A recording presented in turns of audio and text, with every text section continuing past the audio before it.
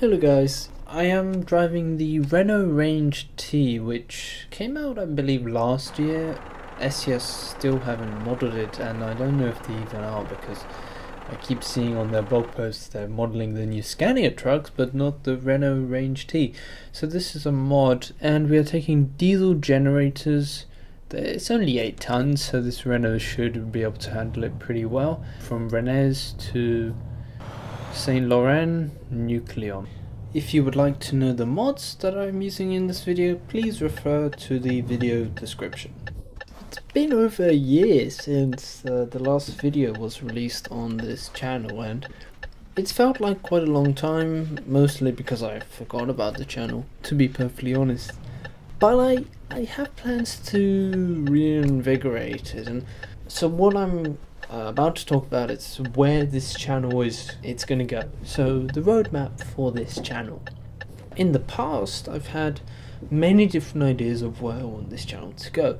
A gaming channel is actually a very broad, vague description of a YouTube channel or a channel anywhere, a Twitch stream or something. If you call yourself a gaming channel, often there's actually a more niche or more specific definition. So you've got different categories of gaming channel, and YouTube channels that do everything are the large ones which have multiple talents and multiple editors and things like that. So one-man channels are not able to, even if they claim to be a gaming channel, they always have some kind of home base because, well, 2 reasons for this. It's easier to manage, but more importantly, it's really the only viable way of creating a community that will stick around. If you try and create videos that are just so disconnected from each other, I'm not talking about you have to make series of videos, but videos that are just, the content seems just so different to everything else you've done before, then it's very difficult to create a community. It's not necessarily the type of games you play that defines your channel and your community, it's also the way you play them. So if you play random games, you got people like NerdCubed. I haven't watched his channel in a while, so I don't know if he's changed what he does. Correct me if he has. But when I used to watch him about a year and a half ago, he didn't have like a core set of games he played. I mean, he did play indie games and stuff, but what brought his videos together, the common theme really, was that he was just making fun of the game and making fun of the playing of the game. It wasn't necessarily simulation or first-person shooters. I mean, and then you obviously have other channels, so you may have heard of Squirrel. He does simulation type videos. Obviously you've got loads of Call of Duty channels, Minecraft channels still exist. There's different ways of defining what a gaming channel does and the core theme, and so a channel needs that to build a community and responsiveness. You can of course create a gaming channel where you do random and disconnected videos, and you will get many views most likely, but the community aspect is not as strong, and so if you want to move on to, for example, streaming, then that makes it very difficult. It also makes it difficult if you want to get some kind of fan base in terms of like a Patreon or donations. Those are a lot more difficult to convince people of partaking in if there's not this strong community sense. And people want to feel comforted when they watch the video. They obviously want to be entertained, but what separates many channels which have this really strong community, and I'll mention Squirrel again because his community sense is just the best I've ever seen on a gaming channel. He hasn't got the most subscribers, he's quite a niche channel, and a lot of people would say his videos are boring compared to the different kinds of gaming videos out there because he does simulation, but he's got this really strong sense of community. That's what draws people to his channel, that's what keeps people there. It's always easy to draw new people into your channel. Keeping them there is something completely different, and I think a lot harder. So what I want to do is try and find how I can navigate through this. And so in the past I wasn't really sure. I had this idea of what was it called, first time playing, and this was kind of this nerd cubed way of doing things. I want to be a bit more original now. I think there needs to be a much clearer focus on what's going to come out, and obviously scheduling is very important as well, but when videos will come out. So my plan is to play simulation games, because to be honest, those are the games I play most often nowadays. Also, there is a technical limitation in recording, in that currently I only have a PC, and the PC is it's a decent PC, decent graphics card. The CPU does let it down a bit. A lot of AAA titles just won't even load on it, like The Witcher 3 or GTA 5. The minimum requirement is a Core i5 or quad-core processor. I have a Core i3, so yeah. So the games have to be fairly selective for now. In the future, I plan to upgrade things. So the focus will be on simulation.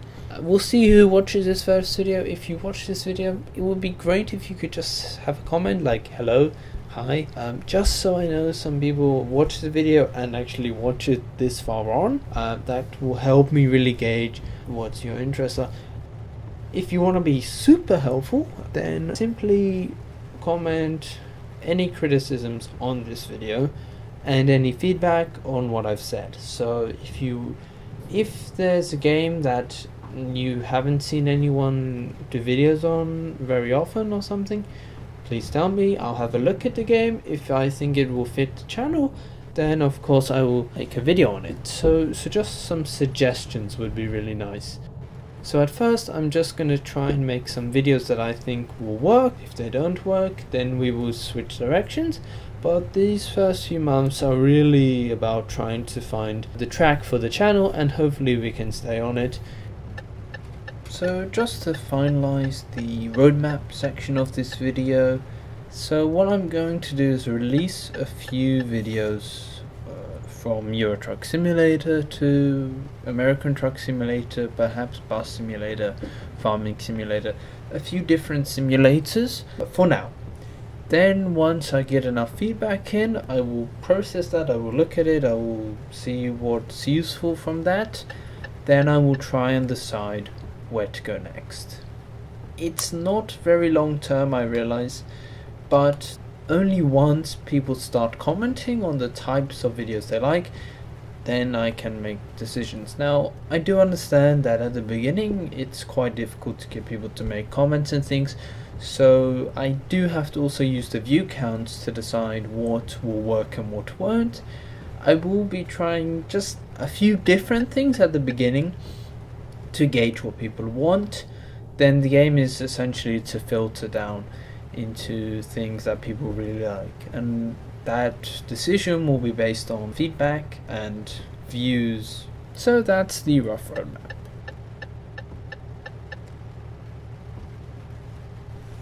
So all the roadmap stuff is out of the way. Let's talk a bit about Euro Truck Simulator 2, the game which you are seeing right now.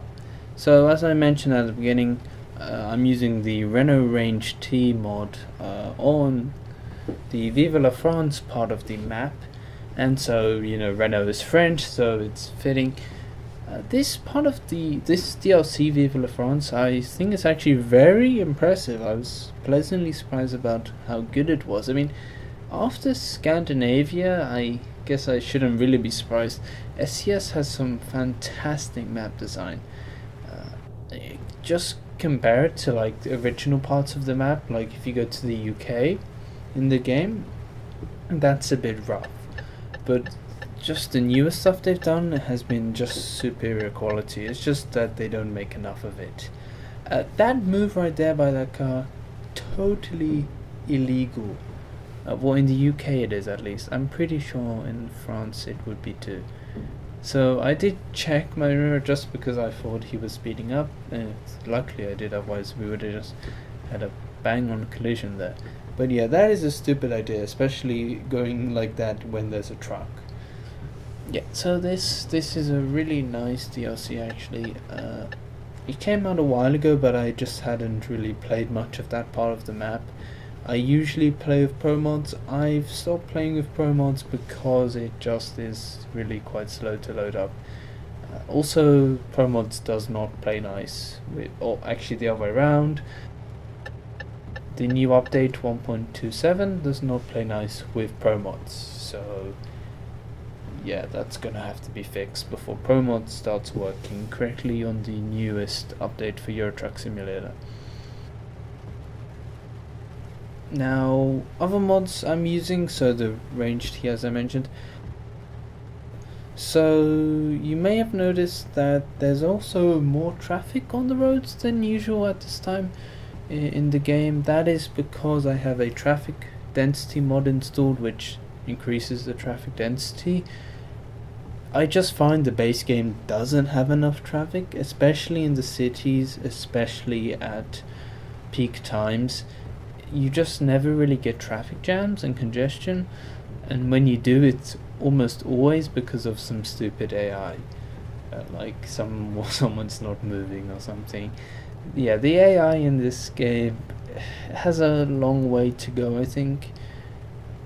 It seems like it's just got worse. I remember they did a big update to AI a while ago, and it just seems to have got worse since then. So I don't know, the AI is just, it's like too friendly a lot of the time, then sometimes it's actually really aggressive, and then other times it's just stupid. It's stupid all the time really.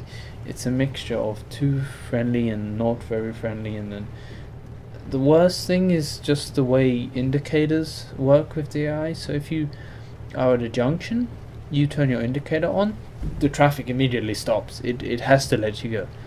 You let the indicator go off, then they keep going.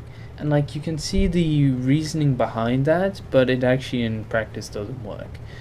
And it will be okay in a way, but what often happens is you put your indicator on and they stop, but they stop at a point so you can't actually go past because they're in the way. So the AI is not smart enough to realize that you need a certain amount of space. So the AI is just something very weird. It is a bit funny, but it actually gets frustrating. Especially with this density mod, it makes the AI situation worse because there's more AI, and the AI cannot handle things like roundabouts very well as is. When you increase the density of traffic, it just becomes nightmarish almost. I mean, I remember once there was a complete gridlock at a roundabout, just for no reason. No one was moving because they were waiting for the other traffic to go, but they were waiting for the other traffic who were waiting for that traffic that was waiting for the other traffic. Yeah, you can see what was going on. So it was just an infinite loop of not going anywhere. So yeah, it definitely needs improvement. Another mod I'm using is the late winter mod. I should probably change that over to the spring mod now, seeing as spring is nearly coming here in the UK, or the southwest at least. We've been having fairly nice weather recently. Actually, today the weather was pretty much like in this gameplay here. Really rainy. But apart from that, I think the weather is improving. So spring is coming, yay. What other mods do I have? Oh, the gates, you may have noticed at the start I had to wait at the gate for it to open. That is another mod, which, well, that's what it does. It simulates the gates at the truck stops. It simulates the trucks, the gates at the companies that you have to pick up deliveries from and drop-offs. So that's actually just adds a bit more realism to the game. And the only annoying thing about that mod is that you have to drive right close up to the gate, and some of the textures are a bit broken. but it's a pretty nice mod. It's very simple, so if you're worried about having too many mods, using too many resources, I'm pretty sure that mod wouldn't use very many.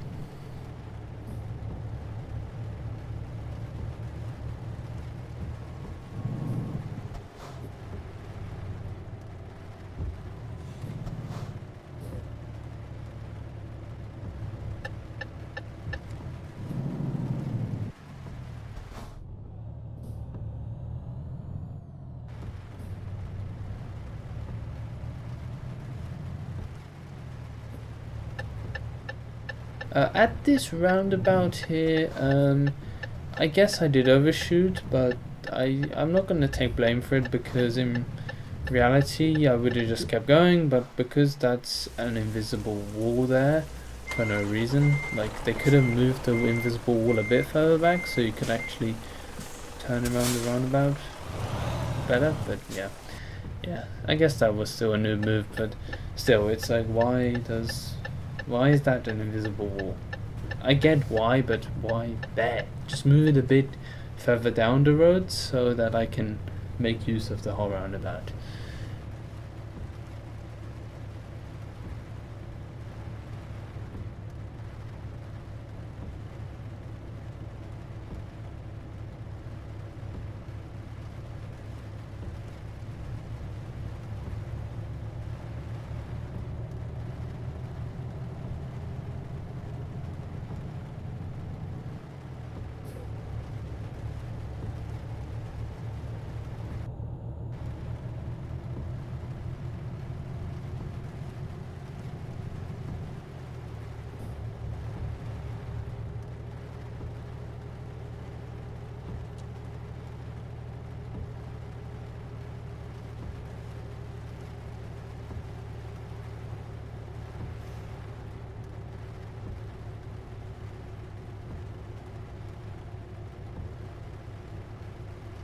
This is like a fairly new profile.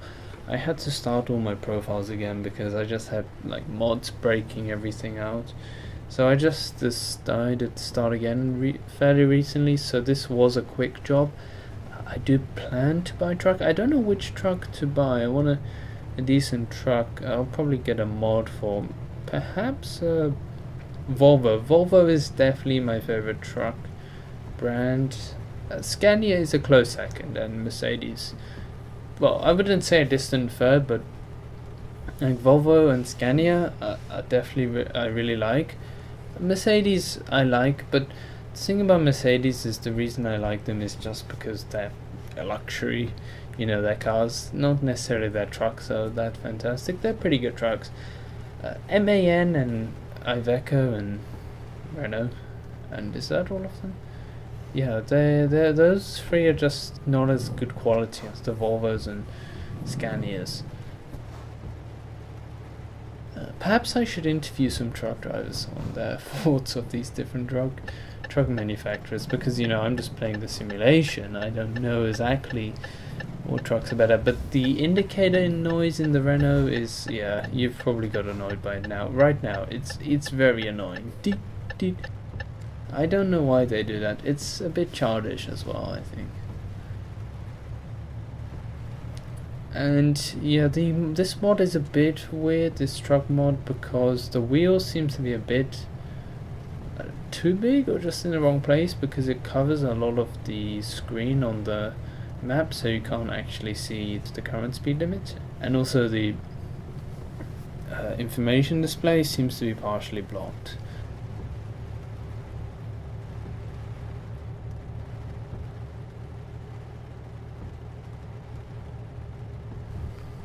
So yes, we are now in I think the T's are silent. Saint Laurent or Saint Laurent? It's definitely not Laurent, I know that, but I think it's Saint Laurent. So this is a pretty cool power station, nuclear power station. Yeah, I was just really amazed. I was just really like, wow, this is really nice. I don't think they've put one of these in the game before, a nuclear power station. It's very detailed. I mean, you see this road to get into it is actually quite long, And then you've got gates and you've got different junctions in there, even though you can't actually, you can only really go to the drop-off point. They've just added just a vast amount of detail, and it looks really nice. I'd like to see this at daytime, this whole nuclear power station in glory.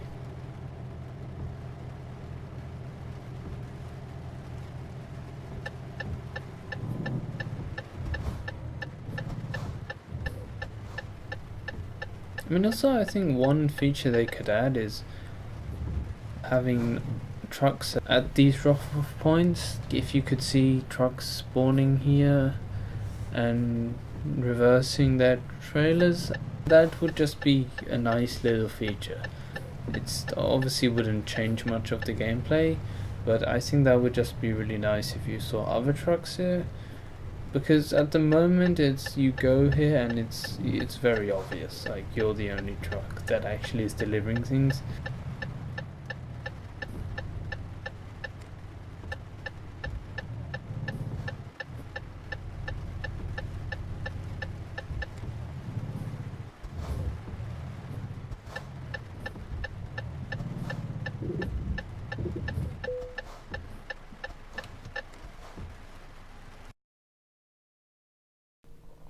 So yeah, I'll be honest, I just couldn't be asked to do the whole thing, so we're gonna play it safe.